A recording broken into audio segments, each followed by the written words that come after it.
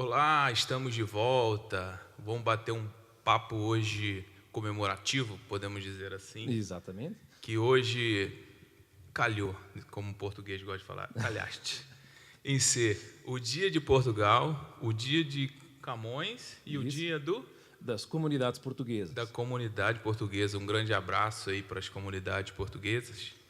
E, e hoje nós temos aqui um português que estará trazendo aí os fatos históricos, vai falar um pouco da vida deste homem aqui, João Ferreira de Almeida, que foi o primeiro cara que traduziu a Bíblia para o português. E a gente desfruta, né, dessa tradução. Claro que vem sendo atualizada, melhoradas algumas coisas, mas ele foi o primeiro a traduzir e nós somos gratos à vida dele, Com podemos certeza. dizer assim. E estamos aqui um português. João, se apresenta. Você já veio aqui, mas o pessoal te conhece, mas Então, se se quem apresenta. for ver isso aqui estranhar o meu português, eu já sou envolvido com o povo brasileiro há mais de 10 anos. Como eu estou dentro da igreja brasileira, então meu sotaque mudou. Minha esposa é brasileira, minha querida esposa, Trabalha com brasileiro. trabalho com brasileiro, então o meu sotaque não é o meu sotaque raiz, mas eu estou grato por estar aqui hoje, poder falar do João Ferreira Anes de Almeida, é o nome completo dele. E até porque ele é meio não, ele é muito esquecido por nós. Nós abrimos a Bíblia e diz lá, traduzido por João Ferreira de Almeida. Mas muitos não sabem quem é Ele é João Ferreira de português. Almeida. Não sabe que ele é português. E quer saber de uma curiosidade? Eles não sabem que o João Ferreira de Almeida já morreu. A Sociedade Bíblica Brasileira, eles dizem que tem gente que liga, que envia carta, e-mail, querendo contactar o João Ferreira de Almeida porque querem resolver umas dúvidas com a tradução. Então, fala aí, nos dá o contato do João Ferreira de Almeida. O homem nasceu em 1600 e pouco, E o povo está lá assim, procurando ele. procurando eu, achando que o João Ferreira de Almeida é alguém que vive hoje, um homem até muitas vezes brasileiro que vive hoje, mas ele viveu há muito tempo. E para esse podcast aqui, eu quero agradecer especialmente a 3 entidades ou 3 pessoas. Primeiro é a Sociedade Bíblica Portuguesa. Eu entrei em contato com eles para poder saber mais sobre João Ferreira de Almeida. Eles foram super fantásticos comigo, responderam na hora, mandaram os painéis de exposição, que foi fantástico para ter acesso a algumas datas, me enviaram links para eu assistir a algumas palestras. Então, a Sociedade Bíblica Portuguesa deu uma grande ajuda, e inclusive me apresentou o Luiz Henrique Menezes Fernandes, que é um brasileiro, descendente de portugueses. Ele fez a tese de doutorado sobre o João Ferreira de Almeida e hoje ele é pesquisador da Universidade de Coimbra. Pensa, eu queria estar no lugar dele, ser um pesquisador na Universidade de Coimbra, uma das maiores universidades da Europa, e pesquisar sobre o João Ferreira de Almeida, é a especialidade dele. Então, os meus cumprimentos para ele, se ele algumas vezes ver esse vídeo. Ele é o que eu entendi, o maior especialista que nós temos hoje sobre o João Ferreira de Almeida. Nós vamos falar um pouquinho sobre algumas coisas dele mais na frente. E também eu quero agradecer pela ajuda que a Library of Catholic University of America em Washington, D.C. me deu. Eles não puderam dar o acesso a um livro que eu queria, do João Ferreira de Almeida, que eu acho que tem 3 cópias no mundo, e uma delas está acho que numa biblioteca da Europa, que eu não lembro, e um deles está ali em Washington, D.C., tem uma cópia, é o Diálogo Rústico e Pastoril, só que não foi possível aceder. Eu pedi se tinha alguma forma digital de eu poder dar uma olhada no texto, mas eles me disseram que não tem. Eles procuraram, não conseguiram encontrar nada digitalizado e se ofereceram para que eu pudesse ir na biblioteca lá e ver o livro. Eu não pude ir porque é longe daqui, mas agradeço a oportunidade que eles me deram. O João, ele é brasileiro, tá? Ele, quando você vai conversar com português, até os portugueses ficam confundidos. Fala assim, você é brasileiro ou português? Eu vou trabalhar nisso aí para os brasileiros acharem mais O difícil. sonho do João, eu já falei isso aqui, repito, é morar no Mato Grosso e criar gado lá. Não, eu vou voltar para a roça em Portugal, que nós chamamos das nossas quintas, nossa areazinha lá, e não vou criar gado, porque se eu criar gado eu não vou comer os bichinhos, que não vai ter como dá não. certo. E eu gosto de comer um bom churrasco, então não dá certo, não. Então, um abraço aí para a comunidade portuguesa, que nós vivemos ali perto, né, de uma grande comunidade portuguesa. Inclusive, hoje vai ter festa lá, eles vão fazer comida, vai ter parada, é muito legal. Então, um abraço para os portugueses, um abraço para a Sociedade Bíblica Portuguesa também. Obrigado aí pelo apoio. E é isso. E eu sou descendente de português. Então, Oliveira, né? Oliveira não é por acaso, não é por acaso. Mas tá certo, João. Por onde a gente começa? Então, primeiro eu queria dar um pouco de um contexto histórico do que é que estava acontecendo naquela época, porque quando nós fomos a falar sobre João Ferreira de Almeida, nós vamos ver que ele demorou bastante tempo para conseguir traduzir a Bíblia. E nós não entendemos o quão difícil, porque nós hoje temos a Bíblia na nossa frente, tem duas aqui, duas traduções diferentes até, do João Ferreira de Almeida. E essa aqui é bonita, hein? E... Pode fazer propaganda? Não, da faz, Thomas é da Nelson, Thompson, Brasil, Bíblia Sagrada Almeida Corrigida Fiel. E nós vemos a Bíblia aqui e nós não temos noção, é a palavra de Deus inspirada, revelada, mas nós não temos noção do trabalho que deu até ela chegar nas nossas mãos. Nós não sabemos o quanto foi difícil para o João Ferreira de Almeida traduzir lá para o português. Então eu queria falar um pouquinho como é que estava a situação, porque o João Ferreira de Almeida ele é português, ele nasce em Portugal. Existem ainda certas dúvidas se é 1628 ou 1629, mas está meio que estabelecido que ele nasceu em 1628. Mas Portugal vive uma situação bastante complicada na época. Então, nós vamos voltar um pouquinho atrás para 1580, mais ou menos, 1578, se eu não estou em erro. Dom Sebastião é rei em Portugal, é novo, com uns 20, 21, 22 anos. Ele vai batalhar em África numa guerra e ele morre. Ele morre sem deixar descendentes, então não tem um sucessor ao trono português. O tio dele assume, mas ele morre 2 anos depois. Em Portugal, nessa época, já tinha assinado o Tratado de Tordesilhas com Espanha, já tinha muito tempo que eu tinha descoberto o Brasil, as viagens marítimas para a Índia, já estava em África. E então, aí sempre tem, quando você tem um grande império, tem os seus adversários, e Espanha se aproveita que Portugal está sem rei e invade Portugal. Ele deixa Portugal meio que independente até 1621, quando o novo rei espanhol decide anexar Portugal como uma província. Então, meio que Portugal vira um estado dependente da Espanha. Para nós termos uma ideia, imagina o que é hoje a situação com a Rússia e a Ucrânia, né? Quando nós vemos a Ucrânia ou a Rússia tentar assimilar a Ucrânia, né? Então, mais ou menos a mesma coisa aconteceu com Portugal. E, entretanto, em 1595, nós temos um novo inimigo de Portugal que se levanta, querendo se aproveitar da situação fragilizada. E então nós temos a Holanda. Não era a Holanda ainda, era qualquer coisa dos Países Baixos, era um aglomerado lá, não tinha a Holanda ainda, mas é aquilo que se torna a Holanda. Eles decidem travar uma guerra contra Portugal. Eles querem pegar os territórios portugueses, seja na Índia, nas Índias Orientais, seja, por exemplo, o Brasil, onde eles chegam em 1630 no Nordeste. Eles tomam conta de um dos maiores campos de açúcar que tinha lá. Eles ficam até 1654, quando é o próprio povo que expulsa os holandeses de lá. E o que é que acontece? No meio dessa batalha toda, então a Holanda começa a tomar territórios portugueses, porque Portugal é um país pequeno e quando ele se desenvolve, ele não se desenvolve num território, criando um grande exército. Portugal se torna um império de comércio. Eles enviam colonizadores para as áreas, eles fundam postos de troca e eles criam um império comercial. E então eles não têm o exército, a força. E Portugal usava a religião para fazer isso também. Sim, nós vamos ver até como é que isso aí vai influenciar a queda do Império Português. E então houve meio que uma escolha.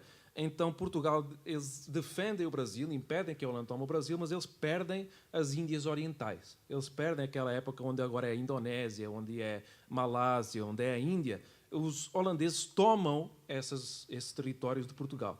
O que vai causar, então, depois uma revolução em Portugal. Porque o povo português, enfurecido porque eles perderam os territórios, eles então se viram contra a Espanha e deixa eu ver, eu tenho anotado aqui para não esquecer as datas, deixa eu ver... A Espanha também é um paísinho pequeno, né? Não lembro agora aqui, eu pensei que eu tinha anotado, mas anos depois, então, que Portugal consegue a independência da Espanha. Acho que 1654... Não, tem muitas datas aqui agora, que eu anotei, mas Portugal consegue a independência da Espanha anos depois, tem até uma guerra, acho que até 1668, para ser totalmente independente. Mas então, agora, João Ferreira de Almeida, ele nasce no meio dessa confusão. Ele nasce em Portugal. Nasce em Portugal. Ele nasce em Portugal em 1628. E até o século XIX, a ideia que se tinha é que ele tinha nascido em Lisboa. Desculpa te cortar. Tem algum museu lá dele, alguma coisa assim? Não, ainda não. Tem uma casa? Tem um monumento, que depois eu vou ver se passa aqui nas imagens, tem um monumento do João Ferreira de Almeida na terra onde ele nasceu, agora onde nós acreditamos que ele nasceu. Eles achavam que ele tinha nascido em Lisboa, porque tem um amigo dele, pastor lá, nas Índias Orientais, que escreve, retratando como é que é a vida lá, e ele fala sobre o João Ferreira de Almeida como alguém de Lisboa. Só que ele não nasce em Lisboa. Tem uma biblioteca, num lugar chamado Biblioteca da Torre do Tombo, em Portugal. É um nome engraçado, Torre do Tombo. Não sei se alguém caiu lá da torre abaixo e então chamou a Torre do Tombo. Mas alguém vai lá no século XIX e descobre um documento que a carta tem até ali, depois se puder colocar também, lá no telão, depois é a Carta Apologética de Defesa à Cristandade. Tem a Carta Apologética. O que é esse documento?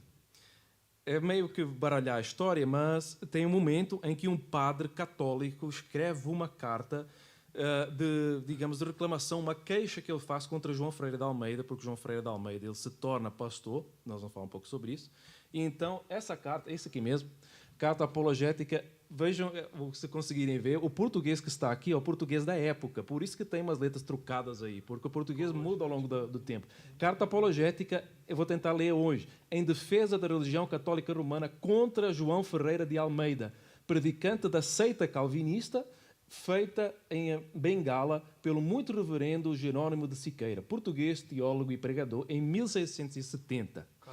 Calunista, é calvinista? Calvinista. Você vê que vai ter letras bem trocadas aí, porque era o português que falava da época. Mas é essa carta que nos vai permitir saber que João Ferreira de Almeida, ele nasce numa aldeia chamada Torre... Agora, já me deu um branco. Serra da Estrela. Branco. Torres de...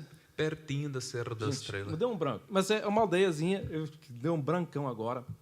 Torres de alguma coisa. Ela fica no concelho de Mangual, no distrito de Viseu. Ele existe? Existe, e diz o estudioso o Luís Fernandes que tem hoje, ele teve lá, diz que deve ter umas 30 pessoas lá. 30 pessoas? No Caramba, é bem pequenininho. E nós temos até, se puder colocar aí, Monumento 1, nós temos até um monumento na cidadezinha dele, que é uma pessoa mais ou menos assim do meu estilo. É esse aqui, ó. Aí, ó, tá aí, Torre de Tavares. Desculpa que eu esqueci, me deu um brancão. Eu queria que desse um zoom aí, esse puxa para baixo. Isso é a estátua e tem esse texto aqui.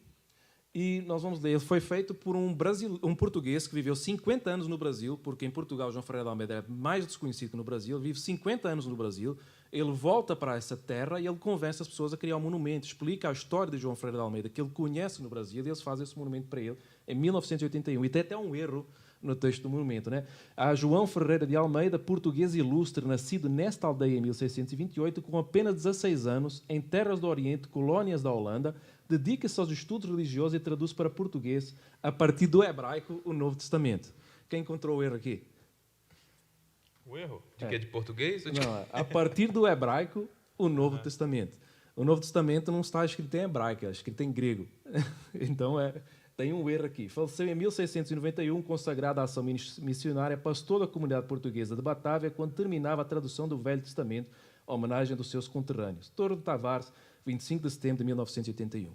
Se puder colocar a imagem do Monumento 2, nós vamos ver essa tábua ali embaixo foi adicionada depois. Nessa época eles tinham a Bíblia só em latim, certo? É. Imagine. Esse texto não dá para ver muito bem, mas foi adicionado em 2006 e eles corrigiram. Aí ele vai falar, eles acrescentam que ele estava na Indonésia. Não, pode subir um pouquinho, por favor. Lá em cima. Mais, subir. Tradutor a partir do grego do Novo Testamento. Então, eles corrigiram o erro lá em 2006. Ele faleceu na Indonésia? Na Indonésia. Então, o que é que acontece com João Ferreira de Almeida?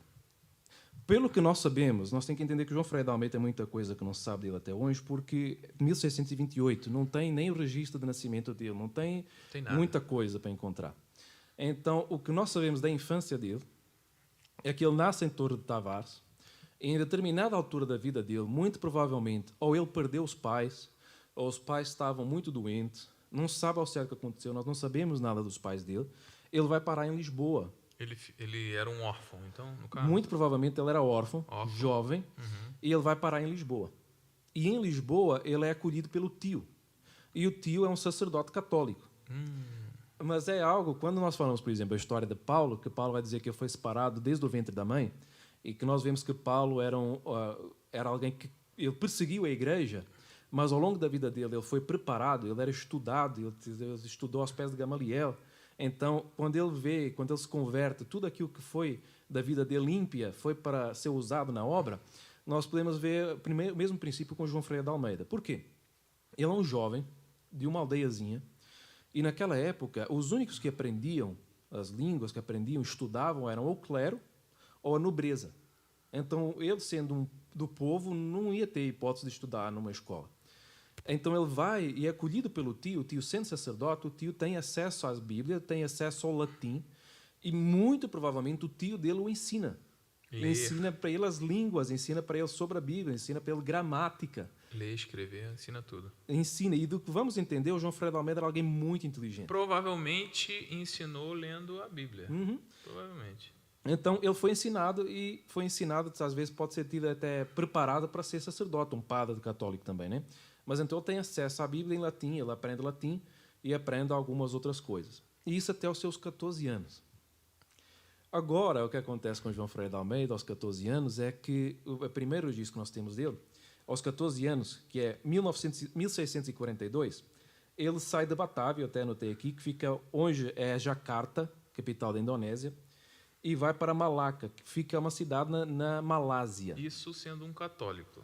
Então, ele é católico, né? Aí ele vai parar, para quem não tiver muita noção de geografia, às vezes pode achar meio estranho, mas ele está em Portugal, na ponta da Europa. Né? Lembra os mapas bíblicos, vai ser fácil de entender. Ele vai parar nas Índias, ele vai parar na Ásia. É longe. Longe. É um jovem de 14 anos. E ninguém sabe como é que ele vai parar ali.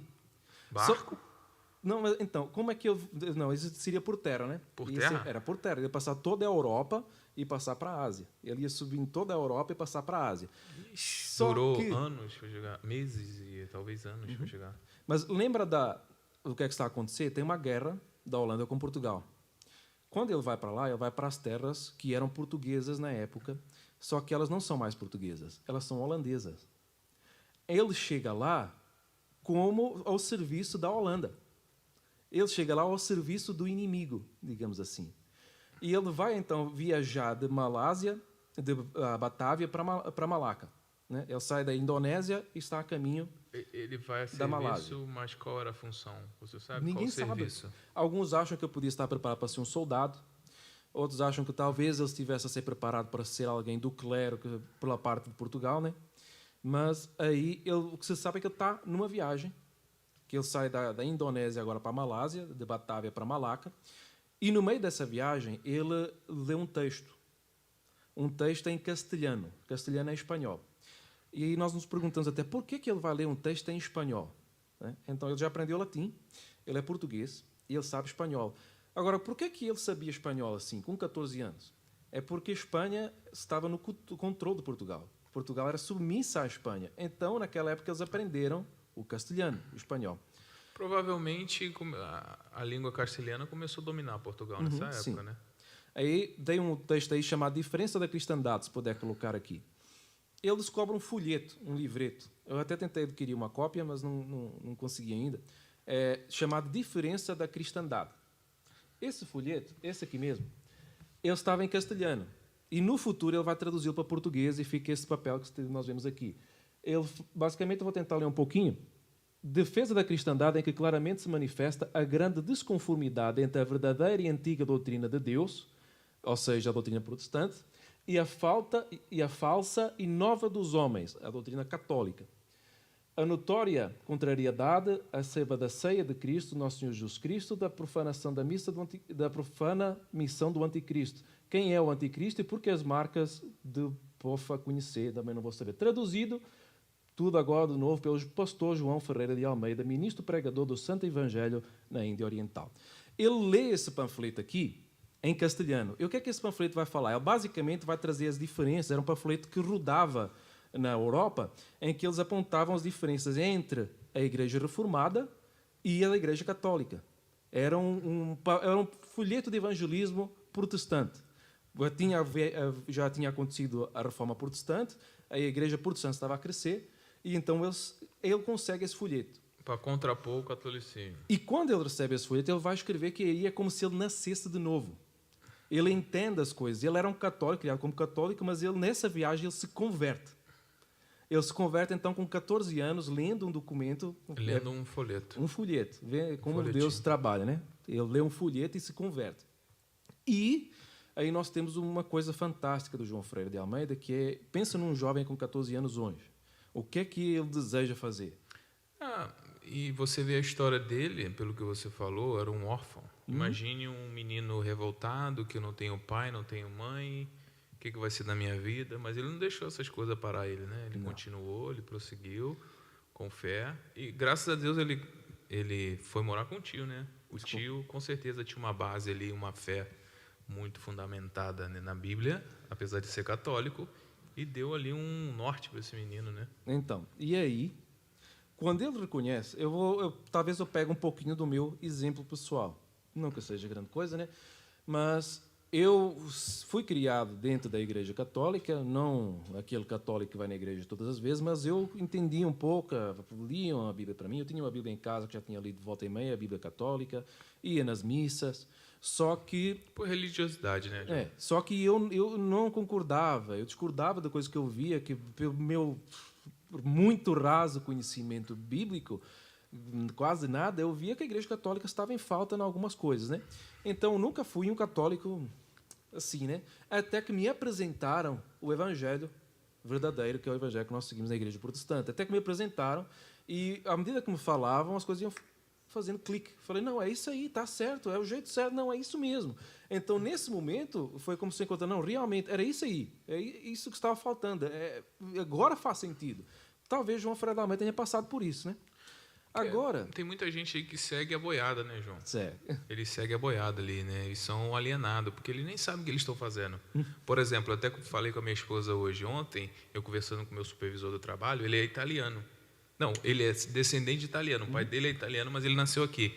Ele falou assim, ele sabe que eu sou cristão, mas ele não sabe a diferença de catolicismo. Aí ele falou assim, amanhã é o batismo do meu neto. Ele já tem 71 anos. Eu falei, uau, que legal. Ele falou, amanhã eu vou beber até cair.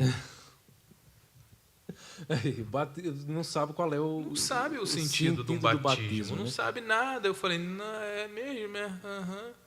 Como que você vai debater com um senhor de 70 e poucos anos? Só se for através do Espírito mesmo, tocar no coração dele.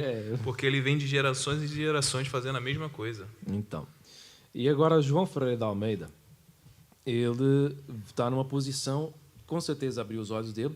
E agora, qual é o contexto daquela época ali? Ele se depara que, quando ele conhece agora o verdadeiro Evangelho, né, ele repara que não tem uma tradução da Bíblia em português. E ele mesmo vai falar que entre as 5 grandes línguas, porque hoje o português ainda é uma das 5 línguas mais faladas no mundo, acho que é a 5ª mais falada no mundo, mas hoje qual é a língua que manda no mundo? João, eu diria inglês, mas o espanhol ainda está forte. O chinês também se fala muito, mas... Mas o espanhol hoje, se você for olhar país por país, eles têm... Mas ainda assim, ainda é o inglês. Ainda é o inglês, né? Mas naquela época era o português que se falava na maioria do mundo. O português era como se fosse o inglês. Sério? Sim. Nunca ouvi falar, tanto não sabia. que... Depois nós vamos falar sobre isso. Deixa eu não vou pular, não vou baralhar tudo. Não, mas então, tá. ele vê que já tem uma tradução da Bíblia para espanhol, tem para francês, tem para italiano, mas não tem para português. E a forma dos portugueses do catolicismo é deixar o povo preso a eles? É isso. Era por isso. Ninguém entendia nada. Era por isso. O padre está lá, o pessoal está meio... Depois vamos ler um poema mais para a frente aqui do João Freire de Almeida, mas João Freire de Almeida ele se torna, como diz o Luís Filipe, o Luís Fernandes... Era como se fosse um mantra, né? Ele se torna um antipapista. Amém. Ele se torna um antipapista. Ele fica muito contra a Igreja Católica, o Papa, né? E ele vê que os portugueses não têm a Bíblia, porque era só em latim. As missas eram em latim, a Bíblia era lida em latim, porque o princípio da Igreja Católica é que a Bíblia era muito perigosa para o povo ler, para interpretar. Não podia deixar, porque o povo não ia saber interpretar. Então, eles deixavam fechado sobre eles, né? Desculpa a esfarrapada, né? Eu vejo isso como um monte de boi com alguém puxando eles. Ó, boizinho, vai por aqui, vai por aqui. Então, com 14 anos... Sem liberdade. O João Ferreira de Almeida, ele decide traduzir a Bíblia. Com 14 anos, ele fala assim, eu vou traduzir a Bíblia. Então, com 14 anos, nós sabemos que ele começa a trabalhar na tradução de algumas epístolas e de alguns evangelhos. Ele começa a pegar o que ele tem.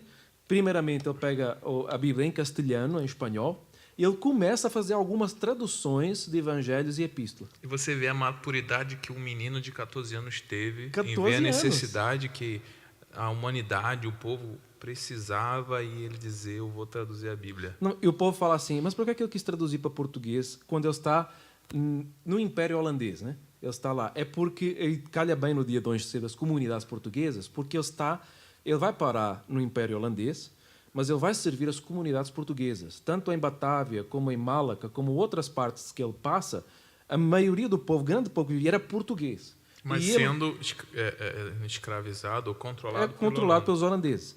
E dentro desses holandeses vai ter os pastores reformados, a Igreja Reformada Holandesa, que naquela época, hoje é diferente, mas naquela época a igreja oficial da Holanda era a Igreja Reformada Holandesa.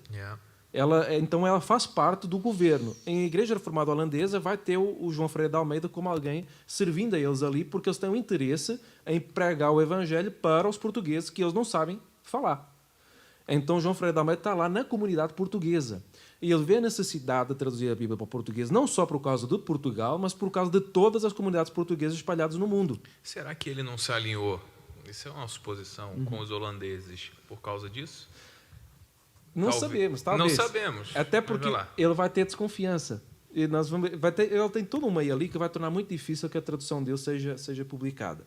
Mas ele começa a traduzir com 14 anos. Aos 16 anos, há alguns que vão discordar e dizer, não, ele começou a traduzir com 16. A ideia é que ele começou a fazer uns rabiscos com 14. E aos 16 anos... Mas isso não muda nada. Se for 16 anos, 16, não muda nada. Eu quero traduzir a Bíblia, é fantástico. Não, mas quer saber o incrível? Eu sei português, não os toques no inglês. Por isso que está lá voz, João, na nossa Bíblia, voz. Vós outros. Hoje em dia, né, tem uma tradução que coloca vocês. Eu me familiarizo mais com vocês, né? Mas é por causa da forma como o português vai mudando ao longo do tempo. Não, porque até hoje os portugueses mais antigos, porque o João é uma forma nova de português, né, João? Os antigos ainda falam voz. Vós não tens olhos na cara? Vós não vês, vós nisso, vós aquilo, eles ainda falam desse jeito. Pois é, porque o português muda. Se pegar, há quem fale mesmo, se vocês pegarem o português do Brasil de há 100 anos e o português do Brasil de hoje... Já mudou. Já mudou. Então imagina de 400 anos que vem, de 1628 até hoje. Mas agora o incrível... Nós estamos aqui nos Estados Unidos, nós falamos português, entendemos inglês e às vezes arranhamos no espanhol, né? Aqui eu tenho o registro que agora ele vai começar a traduzir com 16 anos. Vão falar assim, o João Ferreira de Almeida, a Bíblia dele foi muito, muito fraca. Ele não tinha tradução, traduziu só do espanhol para o português. Não. Com 16 anos, ele vai ter acesso ao latim de Teodoro de Beza, o Novo Testamento em latim de Teodoro de Beza, e ele mesmo vai falar que ele vai pegar os evangelhos, a Bíblia em espanhol, em francês e em italiano. Até que o francês é o texto que viria a ser o que nós conhecemos como Bíblia de Genebra. Então, como um bom calvinista, a gente que entende um pouco o inglês, por exemplo, quando você pega para traduzir para o português algumas palavras, não faz sentido. Não faz. Tu monta assim, tu fala, meu Deus, o que eu vou colocar aqui? Então, deve ser a mesma coisa do latim para o português. Tem coisas ali que ele teve que dar uma adaptada, né, para se aproximar do sentido. E é incrível isso aí porque ele é um jovem de 16 anos que ele já vai ter português, latim, francês, italiano e espanhol. Eu estou aqui até hoje tentando... Tanto que ele vai, quando ele morre, ele vai pregar, ele vai saber. Quando ele morre, ele sabe português, espanhol, latim, francês, holandês, italiano, grego e hebraico. Pelo amor de Deus. Para falar que o homem não é inteligente, né? Nossa. Ele pregava em francês, em holandês, em português, em espanhol e em italiano. Tem uma graça diferente sobre a vida dele. Então, ele começa, e quando nós vamos falar sobre tradução bíblica, é muito comum hoje em dia nós desconfiarmos que as traduções bíblicas, quando é traduzida por uma só pessoa, ela é muito falha, muito enviesada para aquilo que a pessoa acha. Então, as melhores traduções bíblicas seriam aquelas que são traduzidas por várias pessoas, como a NVI. Só que o João Ferreira de Almeida tem muito cuidado na tradução da Bíblia dele. E a tradução da Bíblia dele não é uma Bíblia enviesada, nem para o calvinismo, nem para as ideias que ele tem. Até porque os próprios católicos depois vão pegar as traduções dele. Eles não concordam com o João Ferreira de Almeida, ele é tratado como um herege da Igreja Católica, mas os próprios católicos vão dizer que a Bíblia dele não encontra diferença entre a doutrina católica e a doutrina calvinista. E uma preocupação quando nós temos as traduções é que eu não posso pegar um texto só e traduzir. Mesmo nós, quando vamos estudar a Bíblia, sempre nós vamos aprender a ouvir as pessoas falar. Quando você for preparar um texto, for lá preparar uma pregação, pega várias traduções da Bíblia e compara. Para nós entendermos o sentido melhor do texto, nós pegamos várias traduções. Então, João Ferreira de Almeida, quando vai traduzir a Bíblia, tem essa preocupação. Ele não vai pegar só o latim e traduzir para português, ou só o espanhol e traduzir para português. Ele vai pegar o latim, o espanhol, isso no Novo Testamento. Latim, espanhol, francês e italiano. Vai comparar todas as versões e vai trazer a melhor que ele consegue da tradução para português. Mas ele falava italiano também? Tá brincando? Então. Que isso? Ele pega essas 4 aí e vai trazer. Agora, sabe com que idade acabou a primeira versão do Novo Testamento? Chuta aí. Ele começou com 16. Com 16. Sei lá, 25. 17. Poxa, traduziu rápido, hein? Ele acaba a primeira versão do Novo Testamento com 17 anos. E é aí que começam as complicações do João Ferreira de Almeida. Nós vamos posicionar. O João Ferreira de Almeida ele vai se tornar primeiramente meio que um capelão. Um líder lá. Não, ele não chega como um líder, chega como um capelão. O trabalho dele... Qual a função do capelão naquela época? Então, o trabalho dele ao serviço da Igreja Reformada Holandesa, ele é visitar os doentes e os escravos. Ele começa por visitar pessoas que estão doentes, orar por eles, aconselhamento, visitar os escravos, que ninguém dá nada por eles. Praticamente é o mesmo serviço dos dias de hoje. Os Então, capelãos fazem isso também. É por isso, ele torna o serviço de um capelão, ele vai visitar escravos e assim. E então ele está lá em Malaca e ele traduz o Novo Testamento e ele comunica à Igreja Reformada Holandesa que ele traduziu. E agora ele pede para ser revisada, porque a tradução, você não pode publicar. Para publicar é muito caro naquela época. Você precisava de alguém que bancasse a publicação. Imagino. E quando você vai para hoje mesmo, quando quisermos editar, hoje em dia tem algumas coisas fáceis para a internet, você poder editar seu próprio livro sem uma editora. Né? Para fazer e-book é fácil. Mas isso é hoje, né? Fazer isso é hoje, uma coisa nova. Naquela época você tinha que ter alguém que financiasse essa publicação. Nós tínhamos a prensa de Gutenberg lá. Então, ele fala com o presbitério lá, os responsáveis. Mas a prensa de Gutenberg era longe pra caramba. Então, eles vão comunicar a Batávia, que fica na Indonésia. Aqui tem a Batávia, que é a capital do território holandês nas Índias Orientais. É como se fosse a capital do país ali. Eles têm a capital em Amsterdão, na Holanda, e depois tem a capital é como se fosse Portugal, a capital é Lisboa, e no Brasil a capital era, não sei qual era naquela época, Rio de Janeiro. Rio de Janeiro. Começou a ser Pronto. no Rio de Janeiro. Então Rio de Janeiro era a capital. Então quando se comunicava uma coisa, tinha que mandar para o Rio de Janeiro. Rio de Janeiro, a cidade mais bonita do Brasil. Então, aí ele está lá em Malaca e ele comunica ao povo da Batávia que tem o Novo Testamento traduzido e ele pede para ser revisado. Qual é o problema agora? O problema é assim, João Ferreira de Almeida ele é português, só que ele está ao serviço dos holandeses.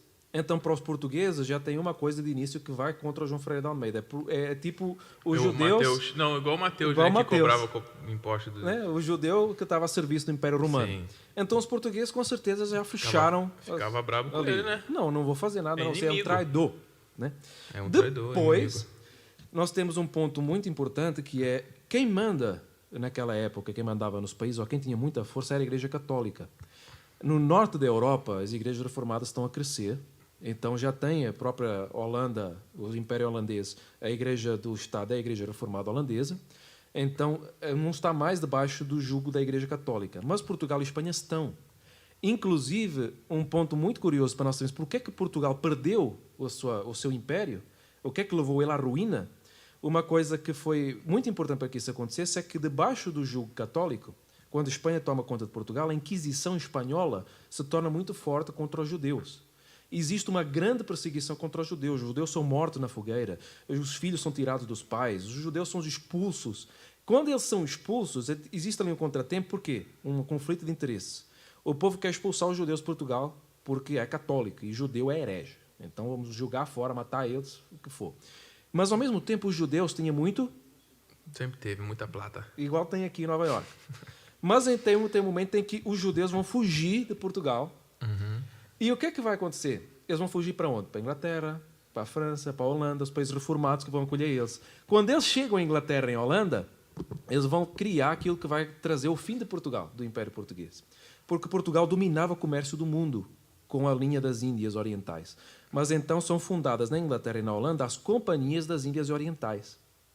E elas são fundadas com o quê? Com o dinheiro dos judeus. Sabe o estilo de empresa que nós temos hoje, em que se abre uma empresa e tem algumas pessoas que vão financiar a empresa e depois eles ganham parte dos lucros? São os investidores. Pronto, são os judeus que começam esse estilo de empresa. De Eles negócio. que começaram com as Índias Orientais. Qual é o estilo deles?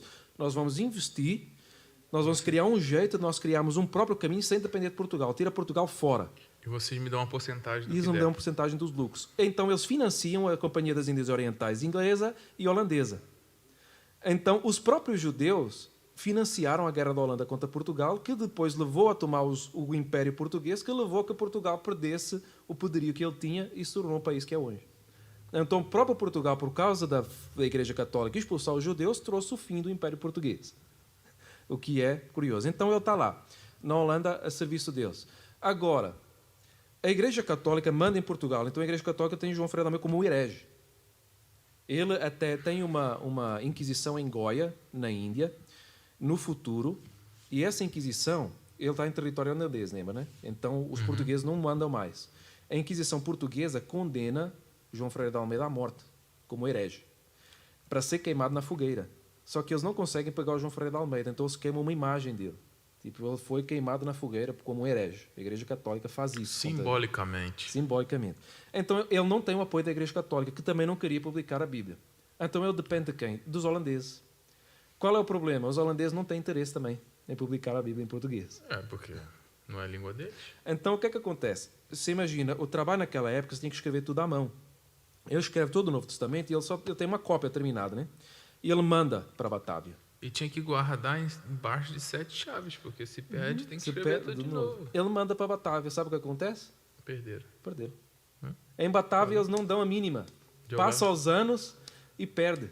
Jogaram no lixo. E o João Ferreira da Almeida, o Luís Fernandes vai falar que ele chama ele de obstinado. Obstinado no sentido que tanto pode ser bom como mau. Ele era um cara teimoso. Não, obstinado, dependendo do nível, é bom. Então, ele vê isso como lado bom. Por quê? Você ser focado, né, em fazer alguma coisa. Ele tem o Novo Testamento, né? Então... Ele quer publicar. O povo não quer publicar. O que é que ele faz? Ele começa a escrever alguns manuscritos à mão. Por exemplo, o capítulo 5 de Mateus. E ele escreve e começa a espalhar para o povo. Ele mesmo pensa. Ele mesmo vai de casa, escreve e passa. Escreve e passa. Ele escreve tudo à mão e vai passando manuscritos dele para o povo. Eu vejo isso como ele, dentro dele, ele tinha um propósito também, claro, né, colocado por Deus. Mas ele via que o povo, um senso de necessidade do povo de ter a Bíblia. Ele mesmo vai falar nos seus escritos que ele se interessa para passar isso para aqueles que estão interessados em conhecer o Evangelho. Então, dentro dele, com certeza, tinha aquele negócio: eu preciso fazer alguma coisa, eu preciso fazer alguma coisa, eu preciso fazer alguma coisa. Aí ele é missionário lá, ele está cuidando do povo lá, e ele está escrevendo a tradução da Bíblia, e o povo não perde. Ele entra em contato com eles, não sabe, perdeu. Então, hoje em dia, o que é que às vezes as pessoas poderiam pensar? O cara está ocupado, né? Já está com, digamos, 18, 19 anos. Ele está assim, e agora chega a notícia, perdeu, não sabe onde é que está. E ele pode, não, então, aquilo deu um maior trabalhão. Né? Podia desistir. Mas o que é que ele faz? Continua. Ele vai começar a escrever de novo. Por partes, pedacinho por pedacinho. Então, eu tenho até aqui, ó, em 1949, Batávia, assim, o esquecido do Novo Testamento de Almeida. E a gente, por muito pouca coisa, a gente já desiste dos nossos sonhos, dos nossos objetivos, né? Só que é um propósito de Deus, eu vejo aqui. Com certeza. Então, nós vemos aqui, eu tenho até aqui, em 1950, no intervalo, ele vai traduzir a diferença da cristandade. Qual é a preocupação? Isso é concepção minha, né? Quando eu analiso assim. Ele está à espera da tradução do Novo Testamento e ele vê a necessidade... Como é que ele se converteu? Lendo a diferença da cristandade. Como é que ele vai apresentar o Evangelho para os outros? Ele se converteu com aquele texto, ele com certeza pensou, não, a diferença da cristandade é um texto importante para eu mostrar aos outros. Então eu vou traduzi-lo para português, que é aquele que apresentámos agora há pouquinho ali. Ele traduz ele para português. E ele vai traduzir e traduziu e vai. E nesse mesmo ano ele traduz o Catecismo de Heidelberg. Naquela época acho que ainda não tinha o de Westminster. Tinha um credo dos apóstolos já? Já tinha. E ele vai, esse catecismo, o catecismo de quem não tem ideia do que é o catecismo de Heidelberg. Tem vários catecismos, o mais famoso hoje em dia é o catecismo do Westminster. É uma série de perguntas e respostas sobre as doutrinas e a fé cristã, tipo quem é Deus, quem é Cristo, o que é justificação, o que é regeneração, o que é a igreja. calvinista, reformada. Vamos lembrar que ele se torna reformado calvinista, não existe pentecostal ainda. Então ele se torna um calvinista, um reformado, e ele traduz o catecismo de Heidelberg. Então são duas coisas que ele traduz para auxiliar as pessoas enquanto ele não tem a Bíblia ainda. Porque é mais simples traduzir esses textos do que traduzir a Bíblia. Fazer uma tradução séria. E, agora, nesse meio tempo também, ele começa em 1653, ele entra no processo para ser separado para pastor. Então, nós sabemos, as igrejas reformadas até hoje, você não vai fazer assim, eu sou diácono, presbítero, e depois vai ser pastor, conforme vai subindo de carga. Eles são diferentes. Eles chegam assim, não, ele é capacitado para ser pastor. Você vai ser separado e começa um processo de vários anos em que ele vai ser estudado, vai ser observado até que seja consagrado. Em 1653 ele começa a ser pastor e isso depois que ele se muda para Batávia. Batávia, Indonésia. É, a capital da holandesa lá, da Império Holandês lá. Por que é que ele se muda? O povo acha que é porque lá ele tem um dos melhores seminários protestantes, está lá. Lá ele vai aprender grego, lá ele vai começar a aprender hebraico, lá ele vai começar a estudar mais. Então ele vai se preparar para ser pastor e ao mesmo tempo para traduzir a Bíblia, para ele conseguir traduzir melhor a Bíblia. E tudo com tutores holandeses. Tudo com tutores holandeses. Então ele está dentro do coisa da Holanda. E ele começa... Eu estou tentando lembrar aqui de um pastor holandês, cara, que foi top no século... Mas eu esqueci o nome dele. Eu acho que eu sei, o que era ministro, que chegou a ser primeiro-ministro. Tem livro dele pra caramba, eu já li, mas eu esqueci o nome dele. Se eu lembrar, eu falo. Não, mas também se lembrar, eu falo. Mas tem. Então, e em 1651, ele termina a tradução do Novo Testamento. Ele terminou. E já agora ele não está só... Ele já tem, vamos ver, recapitular. Ele está, para traduzir o Novo Testamento, com certeza ele pegou alguns rascunhos que ele tinha, e o João Ferreira de Almeida tem uma preocupação em melhorar o texto. Não é traduzido de qualquer jeito. Lembrei de um, Abraham Kuyper. É esse mesmo, é o Kuyper. O Kuyper que se tornou ministro da Holanda. Abraham Kuyper. Abraham Kuyper. E João Ferreira de Almeida, ele se preocupa em traduzir. Agora, ele sabe grego.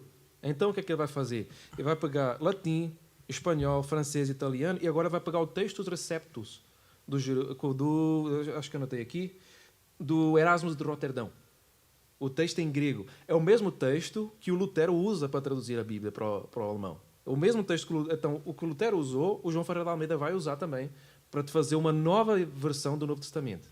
Eu acho top você aprender sobre a história da igreja, cara. Eu viajo aqui. Não, é fantástico. Muito legal. Muito bom.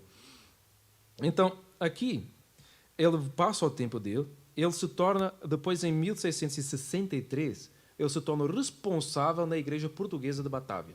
Então, está na capital do Império Holandês, nas Índias Orientais, e ele é o presidente da Igreja Portuguesa lá. Ele se torna o chefe da igreja lá. Em 1668, a revisão do Novo Testamento termina e vai para ser editado. Qual é o problema? O João Ferreira de Almeida, também nós vamos ver, uma coisa do obstinado que a própria Igreja Reformada Holandesa vai fazer contra ele, é que o João Ferreira de Almeida ele tinha muito receio com a tradução da Bíblia dele, que depois se veio a mostrar de facto o porquê.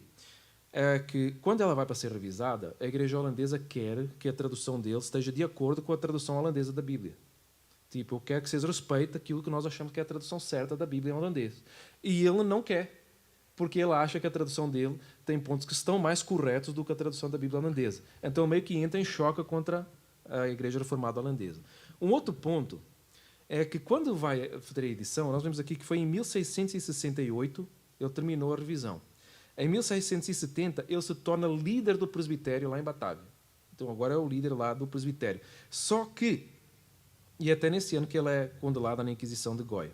Em 1672 ele publica uma obra teológica chamada Duas Epístolas e 20 Propostas, que o João... Nunca ouvi falar, João. Não, então é muito desconhecido. Quem encontrou, acho que foi o Luís Fernandes, mas esse brasileiro. Alguém publicou isso? Não, ainda não. O Luís Fernandes ele está a estudar para conduzir, ele está a tentar fazer isso. Dá uma dica aí para as editoras. Então, é uma dica. Ele está lá em Portugal a fazer isso. Ele mesmo disse que ele está pegando as obras teológicas do João Ferreira de Almeida e ele está colocando elas num português mais acessível, porque o português é muito antigo, e ele espera que um dia alguma editora pegue e publique essas obras dele. Ele mesmo está fazendo a tradução? Ele mesmo está andando atrás, fazendo as traduções. Muito bom. Não é tradução, é mais revisão, né? Só que, então... Não, muitas vezes é tradução, porque como você falou, em português daquela época mudou. Em 1668 eles terminam a edição. Sabe quando é que vai ser publicado? Eu acho que tem aí. Se puder colocar na imagem aí, vai ter aí o Novo Testamento 1681, NT 1681. É publicado o Novo Testamento 13 anos depois. 13 anos. E o João Ferreira de Almeida, ele fica desapontado. Por quê? Quando o Novo Testamento é publicado, ele vem cheio de erro. Está cheio de erros. Erro aqui, de português, erro teológico, qual tipo de erro? É outro. Esse é 1848, tem uma outra lá. Acho que a imagem é lá quase no fim, a segunda do fim. Pelo padre. Olha lá. É porque padre e pastor é a mesma coisa naquela época. Padre é pai, né? Então não é só o padre católico. É essa mesma aí, que foi publicada em 1681 em Amsterdão. Essa que está pequenininha. Aí nós vamos encontrar, não vai conseguir, mas isto é... Aumenta aí, por favor. Obrigado. Isso mesmo. Ó, quem está mexendo ali é o Tiago, que também é português. Tá só o pessoal saber.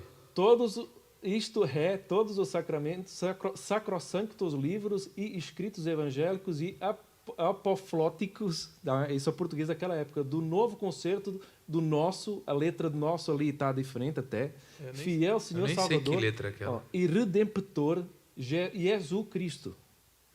Agora traduzido, não, pode deixar mais pequeno, em português pelo padre João Ferreira de Almeida, manifesto pregador do Sancto Evangelho.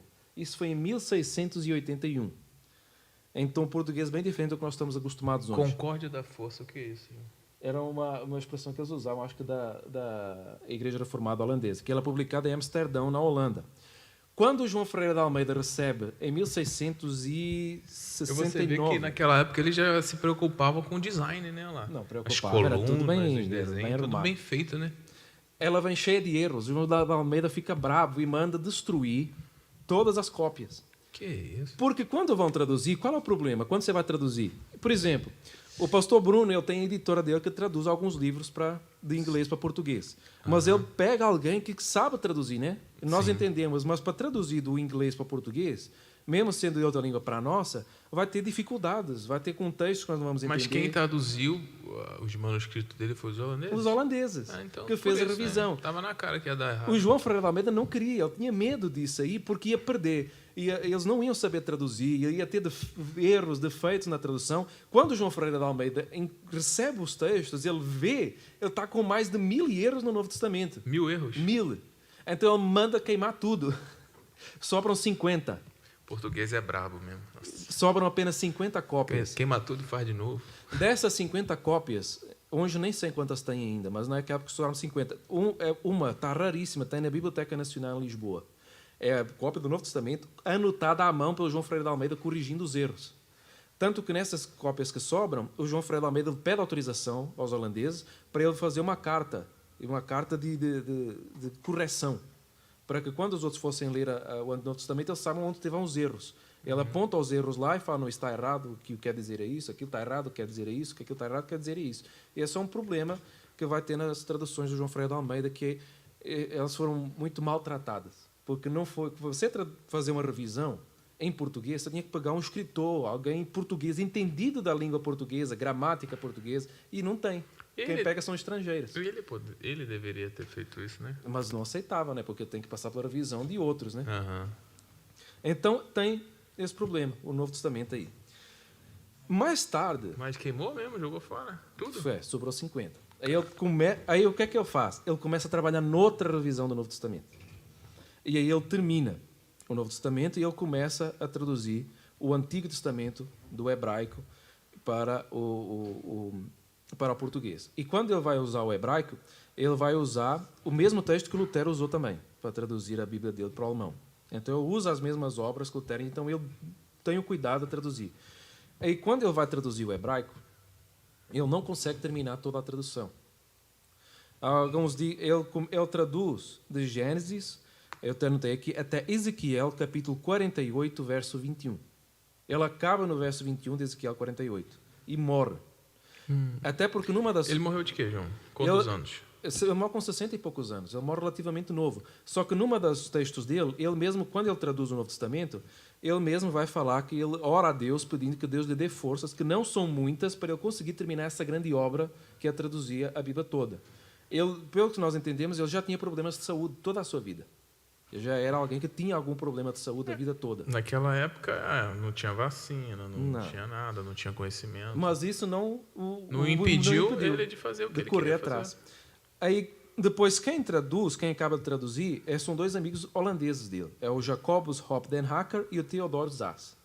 Pastores holandeses, amigos deles, que acabam de auxiliar ele de traduzir o resto da Bíblia. Mas ele já tinha terminado o Novo Testamento e ele começou a escrever e morre em Ezequiel. Faltava terminar Ezequiel, os 12 profetas e Daniel, os 12 profetas menores. Agora, o que alguns acham é que, às vezes, tem a ideia de que Ele só traduziu até ali diretão, versículo por versículo, e acabou. Só que quando nós vamos a um processo de tradução, não é assim. Ele provavelmente já tinha apontamentos, já foram encontrados textos de excertos dos 12 profetas menores dele, noutras obras, né, para disso por aí.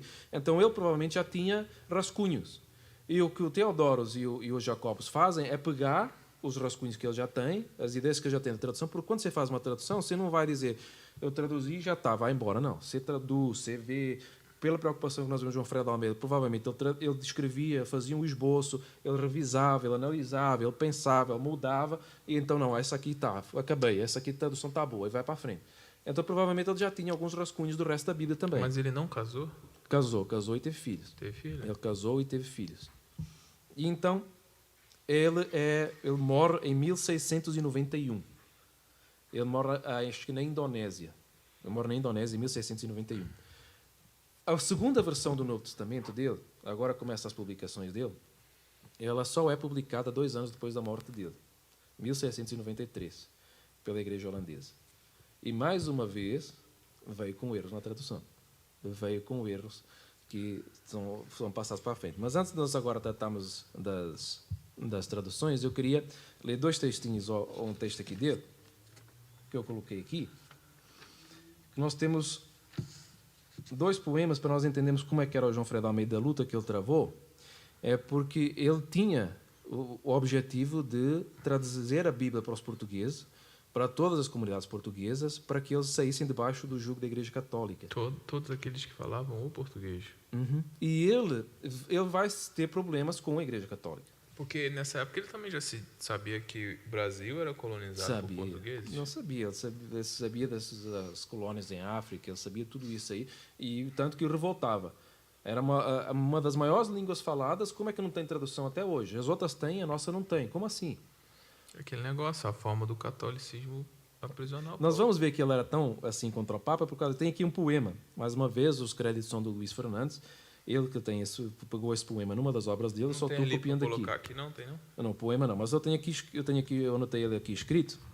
E ele vai ter um nome aqui, Mafoma. Não sei nem o que significa. É Maomé. Maomé? Naquela época chamada Mafoma. Digam-me, pois, que diferença há entre o Papa e Mafoma, Maomé.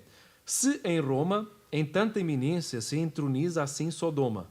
Ou seja, está comparando Uau, pegou pesado. Roma com Sodoma, né? Não há nenhuma e há muita, ou seja, não há nenhuma diferença entre o Papa e Maomé e há muita diferença entre o Papa e Maomé. O quê?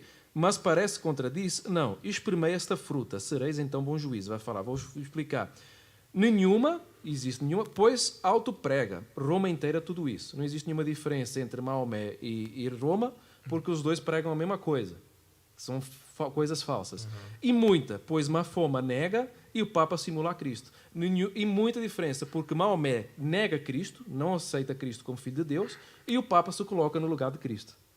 Então ele faz um ataque direto aqui contra o Papa e as coisas dele, comparando o Papa com Maomé e Roma com Sodoma.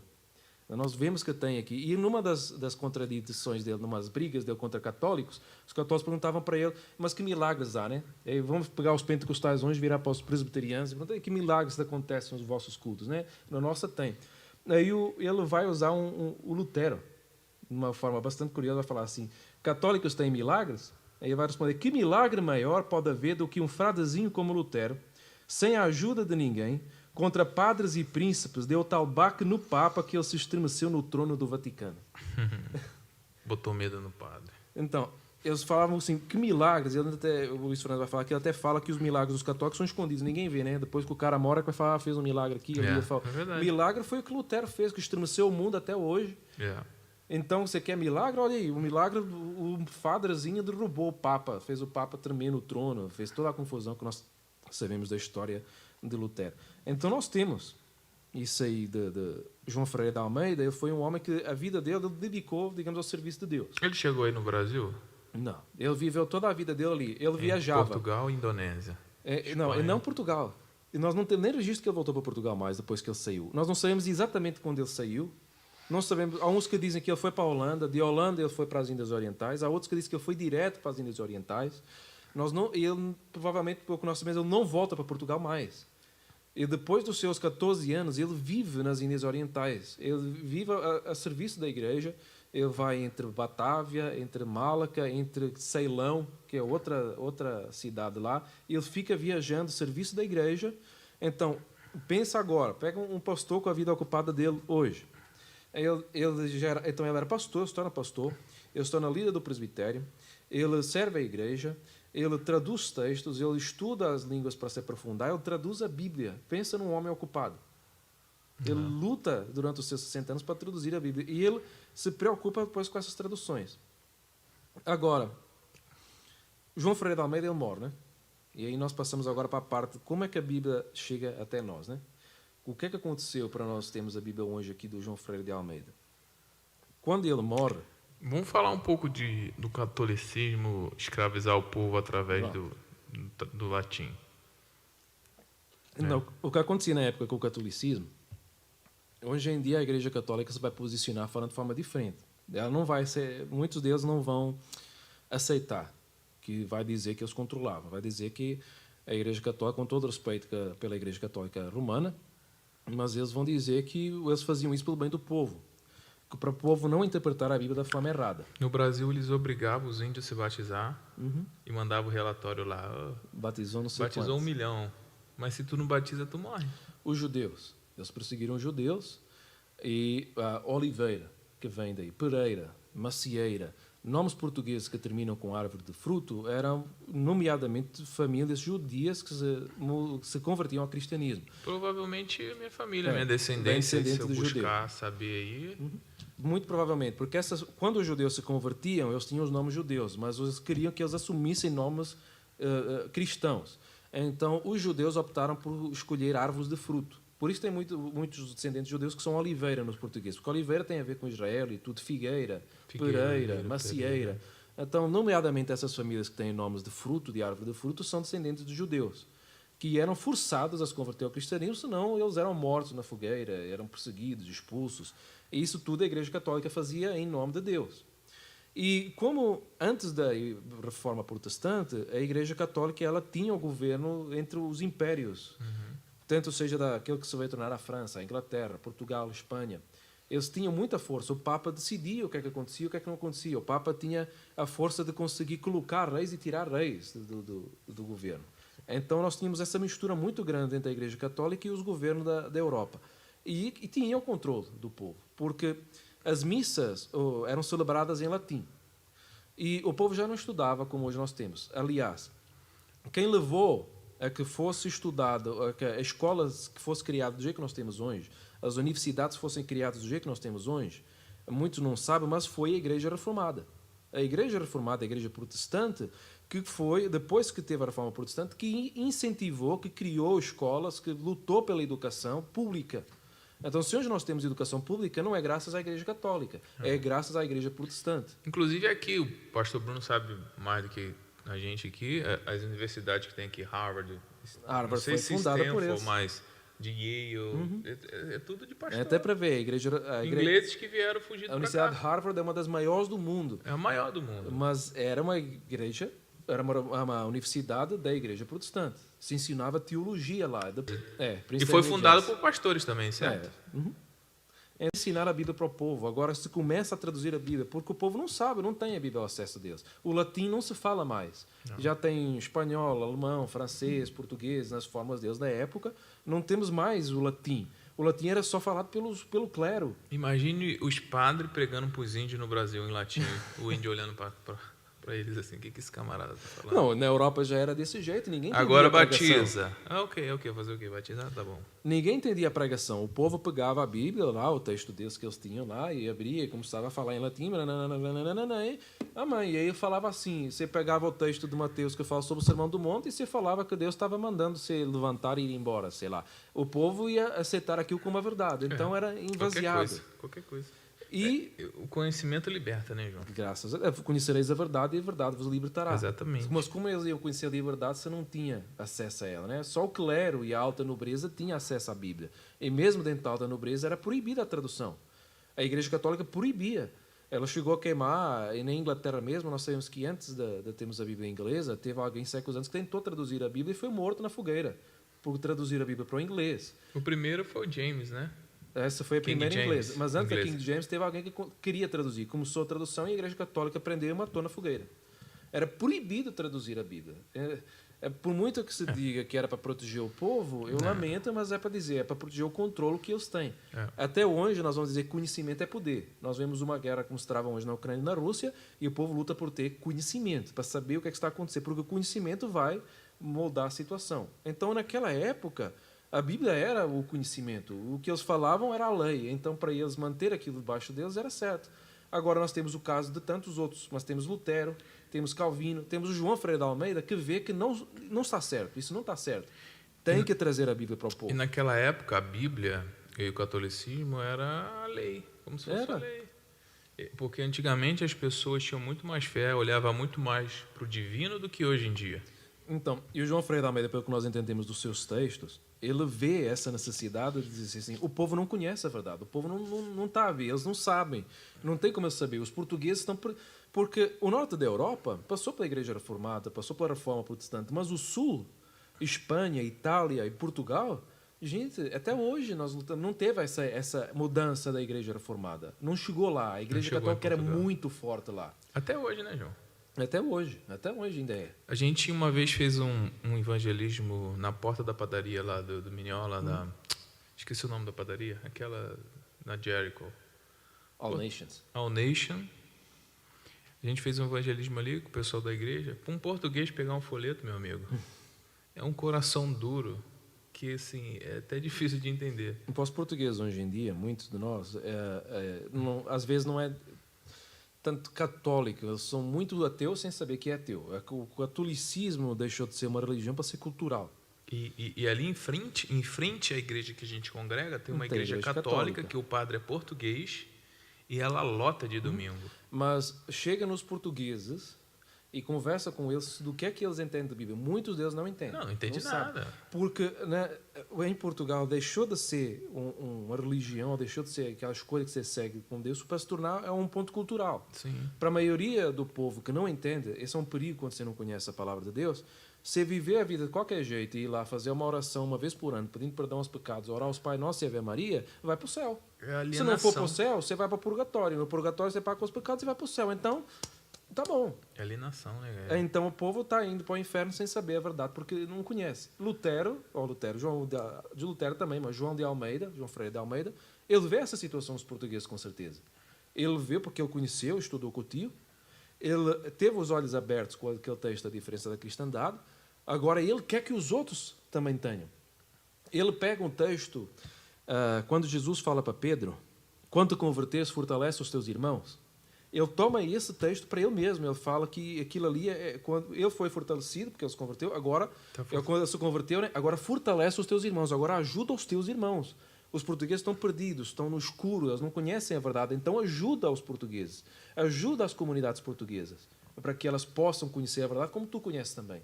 E ele tem um lema, eu até escrevi aqui, perficit qui perseverat, em latim. Perseverar? Aquele que persevera alcança. Quase que eu acertei. É o lema da vida dele, digamos assim. Aquele que persevera, alcança. E é de facto a vida dele. Ele luta por essa coisa. Aquele que ele perseverou na tradução até que ele conseguiu. O que você atribui a Bíblia, né, a tradução dele e o cristianismo chegar no Brasil com muito mais força, não tem nem comparação do que em Portugal? O que você atribui isso? Porque o catolicismo no Brasil era muito forte. Mas nós temos... forte. O que você atribui a isso? Nós temos umas coisas interessantes, porque mesmo lá em Portugal, a Sociedade Bíblica de Portugal, ela está começando a falar de João Ferreira de Almeida agora. Se você for procurar o Luís Fernandes, ele está a ser muito usado lá, ele está a auxiliar a Sociedade Bíblica Portuguesa agora com traduções e assim, porque parece que a Sociedade Bíblica Portuguesa despertou para o João Ferreira de Almeida tem pouco tempo. Teve uma irmã da igreja que até me falou da Bíblia portuguesa, que era diferente. Né? Esquisito. Mas eu não sabia que era diferente. Tem a tradução Almeida em Portugal, mas eu acho que ela estava falando de uma outra tradução chamada tradução do Padre Figueiredo, que também foi usada no Brasil e talvez se use muito em Portugal. Talvez quando ela me falou da tradução ser diferente do português para o Brasil, Portugal para o Brasil, ela se referia à tradução Figueiredo. E eu não sabia que tinha essa tradução Figueiredo. Para mim, a João Ferreira de Almeida era conhecida, mas tem a Figueiredo também.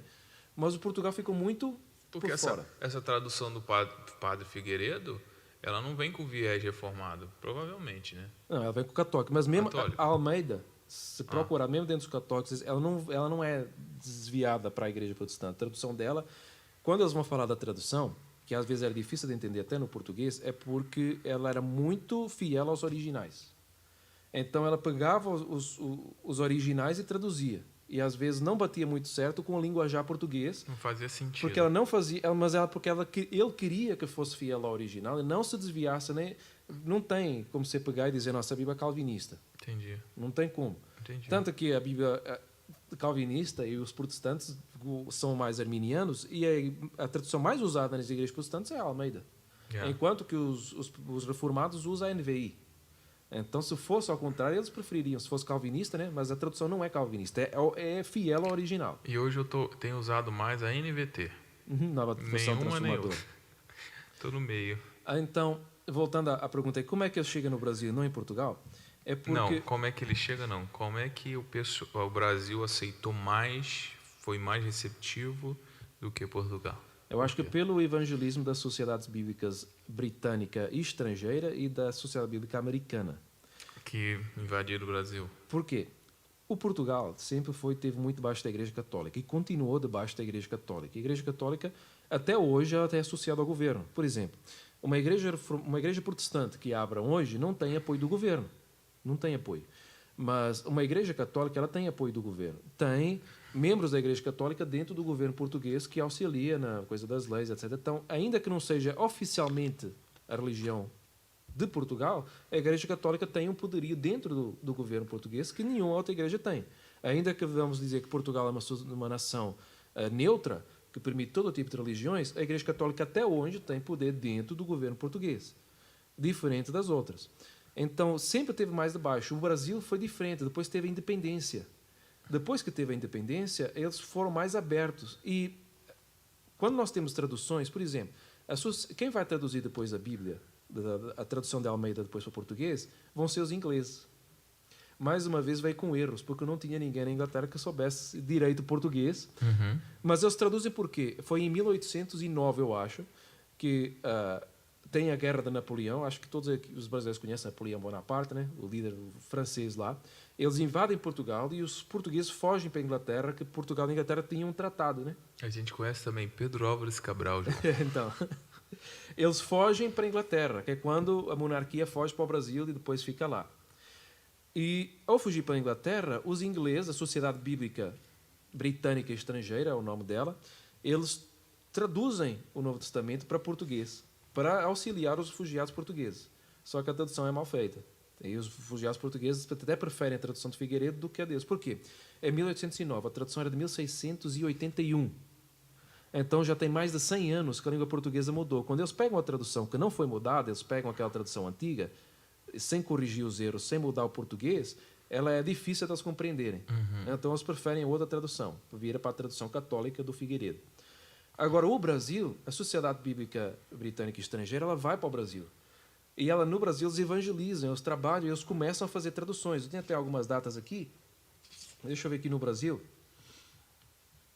Nós temos...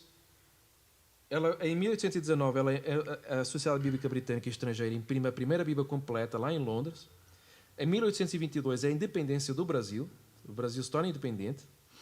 Nós temos em 1840 uma tradução da Almeida corrigida, Almeida Revista corrigida, lá em Portugal, feita pelos ingleses, não é os portugueses que fazem.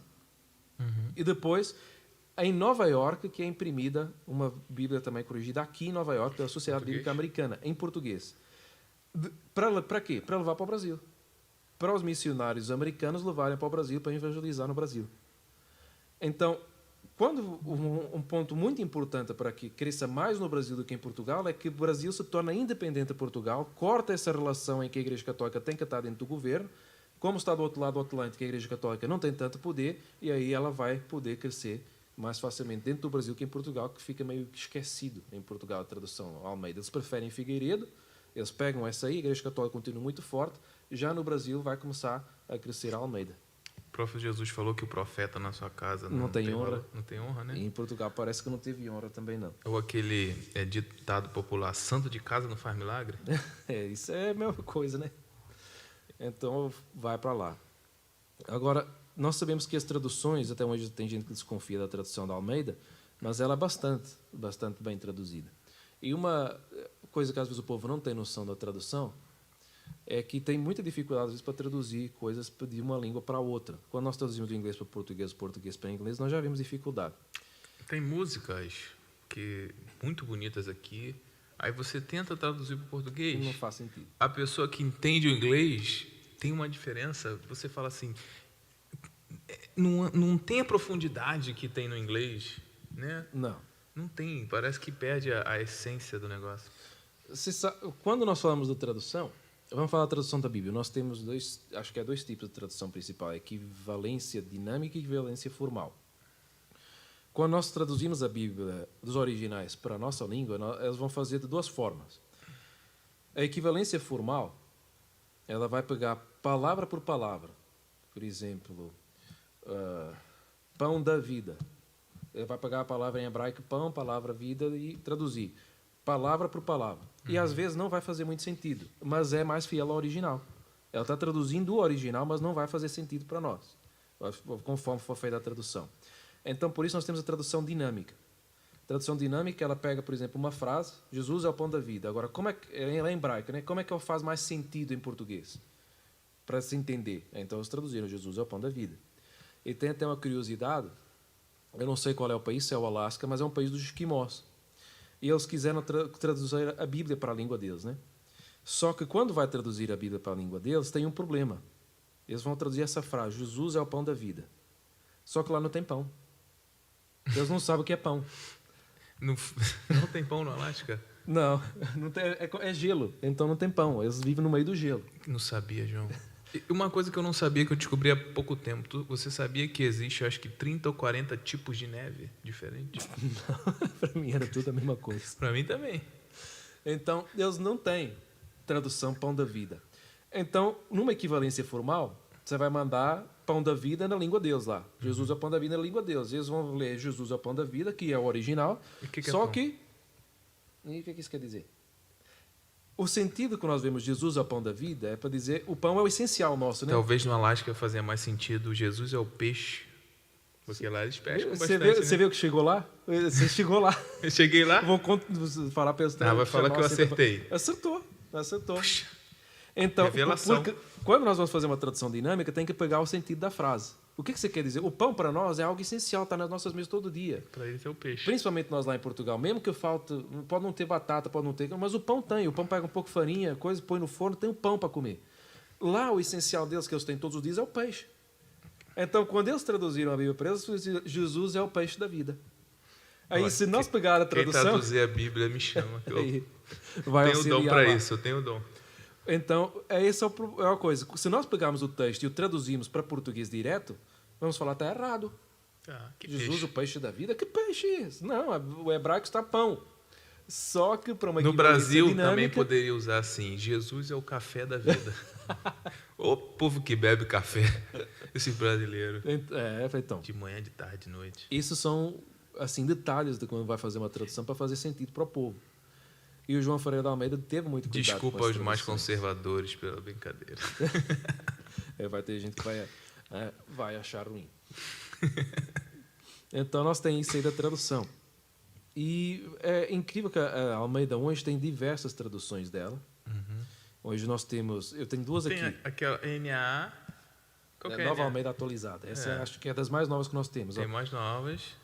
Nós temos Almeida Revista e Corrigida. Sim. Nós temos Almeida Revista Atualizada, estou com uma aqui. Nós temos Almeida Revista Corrigida Fiel, que é essa aqui que você falou que é bonitinha. Nós temos a Almeida Século XXI. Nós temos Almeida Contemporânea. Nós temos a Nova Almeida Atualizada, que é aquela NAA. E deve ter mais alguma outra que eu me estou esquecendo. João, eu vou te fazer uma pergunta agora, é uma provocação. Esse negócio de atualizada, reformada... não seria mais comércio? Ou realmente tem alguma coisinha ou não para você mudar? É agora que eu vou entrar naquela palavra complicada que nós falamos no início. Então faz sentido a pergunta. Faz sentido. Por quê? Então tá bom. Se nós pegarmos a Bíblia do João Ferreira de Almeida, que nós temos na versão, acho que é mais usada que nós tínhamos, era 1712, e publicar, não vai fazer sentido para ninguém. A pessoa vai largar ela. Sim. Enquanto nós temos a Almeida Revista e Corrigida, é o quê? Eles pegaram a versão, agora eu não vou saber, se alguém vê e fala, não, ele está errado, não foi essa versão que pegou, me perdoa, porque eu não sou entendido no assunto, mas digamos que eles pegaram a versão 1712, impressa, né? Eles conseguiram ela, o que é que eles fizeram para tirar a Almeida Revista e Corrigida? Eles revisaram, corrigiram os erros dela e publicaram. Pronto. Só que se você simplesmente corrigir e publicar, você vai ter o português com os erros corrigidos, com a tradução corrigida, mas o português antigo. Essa é a Almeida Revista e Corrigida, que nós temos o português mais antigo nela. Aí o que é que vai fazer? Vamos ter, por exemplo, a Almeida Revista e Atualizada. Por que a revista e atualizada? Você vai pegar no português antigo, você vai pegar na Bíblia, você vai trazer ela para o português que nós falamos hoje. Você vai mudar algumas expressões para fazerem mais sentido hoje. Sim. Por isso que as Bíblias mais antigas, por exemplo, vai no fruto do Espírito, caridade.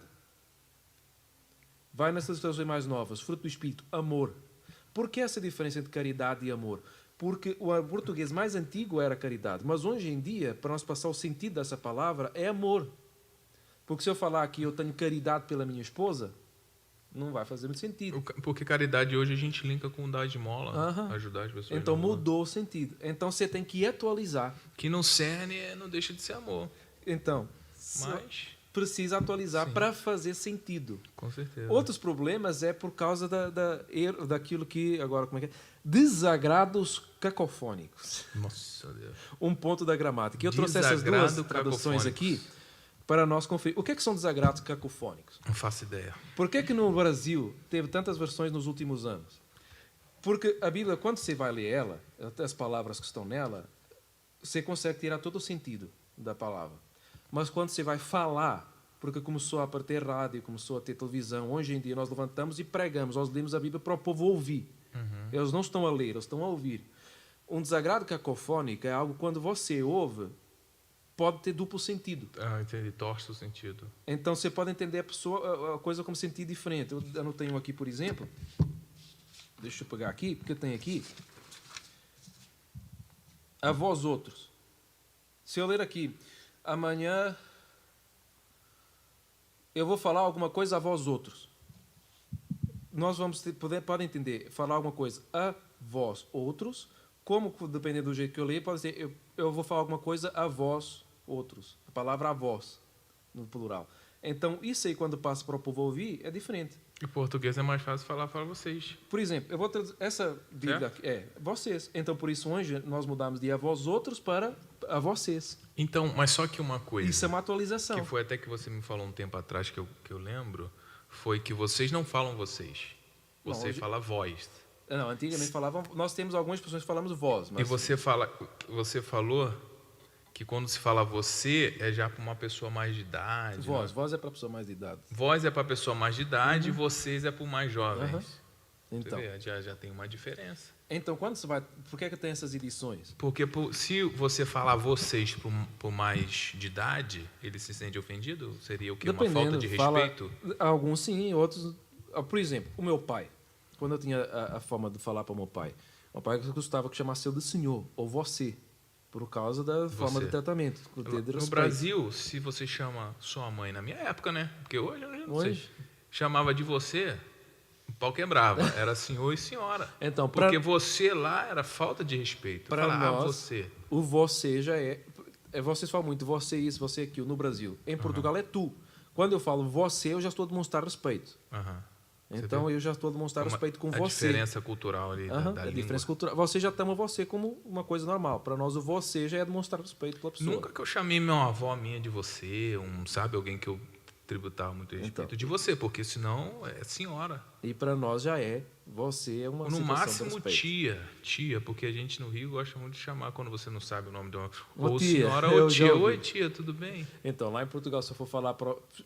se eu chegar para alguém que eu não conheço, só tio chega aqui, vai falar, mas que respeito. Se eu te der para me chamar de tio. Eu não sou teu tio. Você vê a diferença. Lá é normal, você pode chamar de tia. Lá em Portugal já não. Então, tem essas diferenças. Então, as diversas versões... Existe um ponto em que algumas elas querem usar o nome. Porque Almeida, tem tradução Almeida, ela fala, não, o nome Almeida vai vender porque tem o nome Almeida. Mas tem coisas que são importantes fazer. Mas deixa eu citar o exemplo que está aqui. Eu tenho a Almeida Revista Corrigida e Fiel e a Almeida Revista Atualizada. Eu vou ler um texto em Esdras 8, para nós vermos uma diferença desses tais desagrados cacofônicos. Desagrado cacofônico tem aqui também no Ida. Já Está está no marcado aí aqui? numa dessas coisinhas aí. Está marcado, senão eu não acho Ida, não. Não. Brincadeira. 8:25. Eu vou ler aqui primeiro, depois podes ler aí também. Para nós entendermos esse sagrado cacofônico. E pesei-lhes a prata, o ouro e os vasos, que eram a oferta para a casa de nosso Deus, que ofereceram ao rei os seus conselheiros, os seus príncipes e todo Israel que ali se achou. Posso ler o meu? Pode ler. 25. Pesei-lhes a prata e o ouro e os utensílios que eram a contribuição para a casa do nosso Deus, ao qual ofereceram o rei, os seus conselheiros, os seus príncipes e todo o Israel que se achou ali. Amém. Notou a diferença? Essa Almeida Revista Corrigida e Fiel é provavelmente a mais fiel ao original do Almeida. E essa é mais atualizada. O que é que acontece aqui? Em que todo Israel que ali se achou. Ali se achou, pode ser ali, espaço se achou, achou-se ali, mas pode ser ali. entendido como a Alice achou. Alice é uma pessoa? Uhum. Não pode passar, olha aqui, ó. Não, depende da forma que a pessoa lê também. Então, porque e se a todo pessoa Israel lê que muito, e muito todo Israel rápido, que ali se achou. Alice achou. Uhum. Não, você lendo rápido, parece. Alice achou. É por isso eles mudaram na atualizada. Como é que está escrito aí? Se achou ali. Pronto. Isso foi para retirar esse problema de quando você está a falar a Bíblia para os outros, a pessoa entender errado. E a pessoa ali se achou, o cara ali se sentado. achou. Alice? Quem é Alice? Então, por isso nós temos diversas traduções da Almeida para corrigir essas coisas. Está errado? Não está errado. É o português que se falava. Mas, para fazer sentido para o povo hoje em dia, se faz traduções diferentes e se atualiza. Uma coisa que eu estou bastante interessado, estou até aberto para quem ouvir e me oferecer de presente, é a Nova Almeida atualizada. A Bíblia de Estudo, da SBB. Nova Almeida? Nova Almeida atualizada, ela é nova. O Luiz Fernandes, ele foi contratado pela Sociedade Bíblica do Brasil para traduzir comentários do João Ferreira de Almeida para essa Bíblia. Ele traduziu mais de 400. Aí a Sociedade Bíblica do Brasil escolheu mais de 100. Então, nessa Nova Almeida atualizada, nós temos mais de 100 comentários do texto pelo João Ferreira de Almeida. Então, esse aí deve ser bastante interessante. Nessa nova tradução, Nova Almeida atualizada. Uau, muito bom.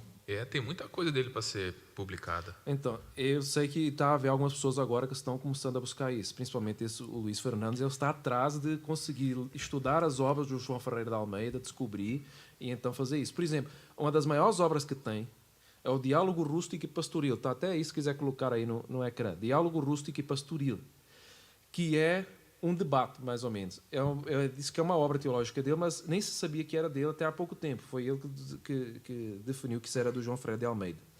Pode aumentar. É esse livrinho aí. O que é que acontece nesse diálogo rústico e pastoril? Pode ver que o português está diferente, porque é o João Ferreira de Almeida, mas toca-se o verdadeiro, puro e legítimo modo como Deus, Nosso Senhor, havia de viver ali, individualmente Dá uma diminuidinha aí, Tiago, por favor. E alcançar a vida, glória e bem-segurança eterna. Esse texto aqui, ele pega um padre católico, ele pega um pastor de ovelhas, e foi esse texto que eu queria ter lido, que está lá em Washington, D.C., mas não está digitalizado, e que me ofereceram para poder ir lá consultar. Ele é um debate entre o padre católico e o pastor de ovelhas, e eles vão discutir sobre as coisas de Deus. E então ele até disse que o Luiz Fernandes, por isso eu queria ter visto esse livro, ter dado uma lida nele, porque ele disse que ele começa o livro como se fosse, ele meio que joga enganando os católicos. Quem vai comprar o livro, vai ler o livro, vai pensar que é um livro católico, em defesa do catolicismo. Vai ter um padre contra um pastor. E cada início do capítulo parece que ele está defendendo o ponto católico. Então, o título do capítulo defende o catolicismo. Mas quando você vai ler o texto, o pastor está destronando o padre pela doutrina e teologia. É uma armadilha. É uma armadilha. Então, essa obra aí é basicamente uma conversa entre um pastor de ovelhas, usando as coisas da vida dele como pastor de ovelhas, que nós podemos tirar muitos princípios da Bíblia e muitas coisas se aplicam dentro da linguagem bíblica, por isso que tem muito dentro da Bíblia pastor e ovelha, é o seu significado, e contra um padre e os falsos conhecimentos que o padre tinha. Então, isso é algo interessante de um dia nós temos publicado. Mas até hoje não houve interesse ainda de publicar isso aí. Entendi. E eu até comentei com você no outro dia que eu uso a nova versão transformadora, que eu gosto da linguagem, e também a NVI eu usava antes. Até elas duas, que são linguagens mais atuais, mais fáceis, né, vamos dizer assim, têm diferenças. Tem diferença. E você sabe, mesmo essas traduções que não são Almeida, quem faz as coisas dessa tradução reconhece que tem, por exemplo, justificação, regeneração, esses sentidos das palavras que nós temos, elas foram tiradas da Almeida, da primeira tradução portuguesa. Não, eu tenho várias Bíblias, eu tenho Almeida também, então eu pego todas elas e coloco assim e vou comparando. Aí eu falo, qual que está o melhor entendimento aqui? Mas isso é importante. Até o João Ferreira de Almeida ele fazia isso. Quando ele fazia as revisões, a tradução dele não era sempre a mesma. Ele entendia que, dependendo do sentido que você queria dar, você podia dar uma tradução diferente. Então, vai ter algumas diferenças. Isso é importante porque, para nós entendermos o texto, nós temos que entender como era antes. Nós temos que entender o contexto das coisas. Então, às vezes, quando nós vamos traduzir uma palavra, ela tem vários significados na outra língua. Ou, na língua original, ela pode significar várias coisas. Então, nós temos, às vezes, uma Bíblia pode estar mais certa em determinado capítulo e versículo, mas uma outra tradução tem uma versão melhor de outro capítulo diferente. E o importante também para aqueles que gostam de ler a Bíblia e apreciam isso é você comprar um bom dicionário. Sim, com certeza. Tenho lá um bom dicionário que eu ganhei, e ele da editora Vida Nova. É dois tijolos desse tamanho. Mas é muito... Novo Testamento e Antigo Testamento. Sim, mas é um dicionário assim sensacional para você Não, é entender. bom. E só para tirar uma coisa que alguém pode estar pensando, não, mas aí as diferenças da tradução, isso traz problema? Não traz problema. Todas as doutrinas centrais do cristianismo, todos os pontos principais, eles são facilmente compreensíveis em qualquer tradução. O que você vai ter de diferença de tradução, que numas às vezes é melhor que em outras, em que uma vai trazer um significado melhor que outra tradução, são coisinhas que não vai afetar a fé cristã. Vai ter detalhes. Não afeta a doutrina. Não, vai tentar que você compreenda com mais profundidade algum ponto, algum acontecimento que está na Bíblia, mas é detalhe. Agora, qualquer tradução das Bíblias que nós temos hoje, elas são fantásticas e pode ler tranquilo. Tudo aquilo que vai pegar vai manter sua fé, não vai fazer você desviar, nem perder salvação, nem nada disso. É, porque tem um exemplo, minhas entranhas. O que é entranhas? Então, hoje em dia, nossas entranhas é lá dentro, né? É lá dentro, seus órgãos. Aí você vai botar seus órgãos. Não vai, né? Fica meio grosseiro. Fica. Então hoje nós traduzimos diferente. Nossas entranhas já ficou mais light para entender. Então é isso aí das traduções. E hoje, se nós temos... É incrível a tradução de João Ferreira de Almeida. Eu me atrevo a dizer que as traduções feitas por uma única pessoa é talvez uma das melhores que tem ao nível da tradução de Lutero. Tu tá falando isso porque tu é português, rapaz? Eu estou falando isso porque os especialistas falam isso e porque, de facto, até hoje... Se a tradução... Hoje nós temos muitas traduções boas. Se João Ferreira de Almeida fosse má... já tinham sido eliminadas há muito tempo, com certeza. Tinha largado. Então, com certeza, João Ferreira de Almeida, ele não viu o fruto do seu trabalho, ele morreu sem ver. Ele morreu revoltado porque o que ele queria traduzir era uma tradução muito boa. Fiel. Eles falam que era uma tradução, até o texto era muito poético, muito bonito de se ler, só que o povo que foi traduzindo, que foi corrigindo, foi fazendo as coisas, não eram português, então veio com um monte de erro, veio com um monte de coisa má, e isso veio distorcer um pouco daquilo que era a escrita dele. Mas ele tinha isso aí não influencia na obra, naquilo que ele fez, a referência, né? Que mesmo não estando vivo, para ver que ele se tornou, né? Não, é para ver isso. Estamos aqui 400 anos depois, quase, de que ele nasceu, 300 anos depois que ele, mais de 300 anos depois que ele faleceu, e estamos aqui a falar sobre ele hoje, e é essencial. Deixou um legado, sim. Eu falo lá, principalmente no Brasil. Principalmente no Brasil. Almeida Revista, Almeida, as traduções Almeida, a pessoa pode até nem ter lido uma NVT, mas a Almeida ela já leu, com certeza. Com certeza. A primeira Bíblia que um pentecostal, um assembleano leu, filho. Então é Almeida corrigida. Então, nós vemos o peso dele até hoje. Com certeza. E esperemos que tenha mais coisa no futuro depois aí publicadas. Esperemos que publiquem mais coisas dele. Tem algumas obras. Essas 2 epístolas e 20 propostas, o Diálogo Rústico e Pastoril, são obras que poderiam um dia ser publicadas e pode ajudar nós a entender mais da teologia do João Ferreira de Almeida. Com certeza, João. Muito obrigado. Obrigado por compartilhar a história do João Ferreira de Almeida com a gente. Foi bom demais. Eu estou aqui. Eu não falo muito mesmo, né? Eu estou aqui só prestando atenção e aprendendo. Dentro do possível, né? Não tem especialista aqui em pesquisa, não. Fiz o que Deus conseguiu, Deus me permitiu fazer. Mas qual a indicação para... qual a Bíblia que você acha que quem nunca leu a Bíblia ou quem já leu, mas não se familiarizou com a tradução, qual tradução você indicaria assim, para uma pessoa que está iniciando a vida na leitura da Bíblia? Qual? Para onde? Eu não gosto das traduções muito atuais, como a Mensagem, uma nova tradução da linguagem de hoje, porque acho que tira muito sentido. Então, umas mais simples para traduzir hoje, para entender, a Almeida atualizada, a NVI também, mas eu acho que para quem está começando aqui é uma coisa intermediária entre aquilo que é fiel e aquilo que é fácil de ler, a Almeida atualizada seria fantástico. Então você leia, você não tem muito conhecimento, porque para mim é fácil eu ler a Transformadora ou a NVI, porque para mim eu não vou perder o sentido, né? Porque eu já estou nesse caminho da leitura da Bíblia há muito tempo, mas para quem está começando, com certeza, aí pegue o conselho do João, compre uma Bíblia Almeida atualizada e leia ela. João, obrigado mais uma vez. Obrigado, Will. E até a próxima, né? Se Deus quiser. Mas nada, amigo. Um abraço. Um abraço.